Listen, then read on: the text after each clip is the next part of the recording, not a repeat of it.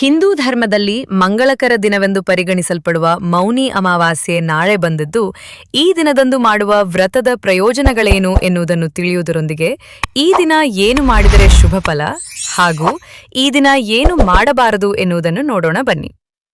ಮೌನಿ ಅಮಾವಾಸ್ಯೆಯ ದಿನದಂದು ಮೌನವ್ರತ ಮತ್ತು ಪೂಜೆ ಮಾಡುವುದರಿಂದ ಈ ಉಪಯೋಗಗಳಾಗುತ್ತವೆ.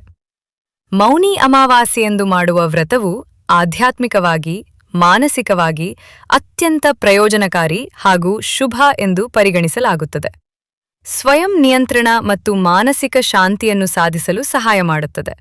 ಆಧ್ಯಾತ್ಮಿಕ ಅಭ್ಯಾಸ ಮತ್ತು ಧ್ಯಾನದಲ್ಲಿ ಯಶಸ್ಸು ಸಾಧಿಸಲು ದಾರಿಯಾಗುತ್ತದೆ. ಜೀವನದಲ್ಲಿ ಸಮತೋಲನ ಮತ್ತು ಸ್ಥಿರತೆಯನ್ನು ಸಾಧಿಸಲು ಈ ಮೂಲಕ ಆತ್ಮವಿಶ್ವಾಸ ಹೆಚ್ಚಿಸಿಕೊಳ್ಳಲು ಸಹಾಯ ಮಾಡುತ್ತದೆ.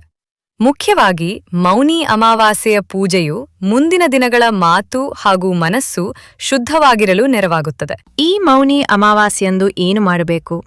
ಮುಖ್ಯವಾಗಿ ಮೌನವ್ರತ ಮಾಡಿ ಬೆಳಿಗ್ಗೆ ಬೇಗ ಎದ್ದು ಹತ್ತಿರದ ಪವಿತ್ರ ನದಿಯಲ್ಲಿ ಸ್ನಾನ ಮಾಡಲು ಪ್ರಯತ್ನಿಸಿ. ಸಾಧ್ಯವಾಗದೆ ಹೋದರೆ ಮನೆಯಲ್ಲಿ ಸ್ನಾನ ಮಾಡುವ ನೀರಿಗೆ ನದಿಯ ನೀರನ್ನು ಬೆರೆಸಿ. ಅಸಹಾಯಕರಿಗೆ ದಾನ ನೀಡಿ ಅವರ ಸೇವೆ ಮಾಡಿ. ಹಿರಿಯರ ಪೂಜೆ ಮಾಡಿ. ಈ ದಿನದಂದು ಏನು ಮಾಡಬಾರದು ಎಂದರೆ ಕೋಪದ ಹಾಗೂ ಕೆಟ್ಟ ಮಾತುಗಳನ್ನು ಆಡಬೇಡಿ. ಯಾರೊಂದಿಗೆ ಆಗಲಿ ಜಗಳ ಇತ್ಯಾದಿಗಳನ್ನು ಮಾಡಬೇಡಿ. ನಕಾರಾತ್ಮಕ ಆಲೋಚನೆಗಳು ಹಾಗೂ ಅಭ್ಯಾಸಗಳಿಂದ ದೂರವಿರಿ. ಆಧ್ಯಾತ್ಮಿಕತೆಯಿಂದ ಮನಸ್ಸನ್ನು ಬೇರೆಡೆ ಸೆಳೆಯುವಂತಹ ಅನಗತ್ಯ ವಿಷಯ ವ್ಯಾಮೋಹದೆಡೆಗೆ ವಾಲಬೇಡಿ. ಮೌನಿ ಅಮಾವಾಸ್ಯೆಯಂದು ಸೂರ್ಯ ಮತ್ತು ಚಂದ್ರ ಮಕರ ರಾಶಿಯಲ್ಲಿ ಸಂಯೋಗವನ್ನು ಸೃಷ್ಟಿಸುವುದರಿಂದ ವೃಷಭ, ಕಟಕ, ಕುಂಭ ಮತ್ತು ಮಕರ ರಾಶಿಯವರಿಗೆ ಶುಭ ಫಲ ಉಂಟಾಗುತ್ತದೆ.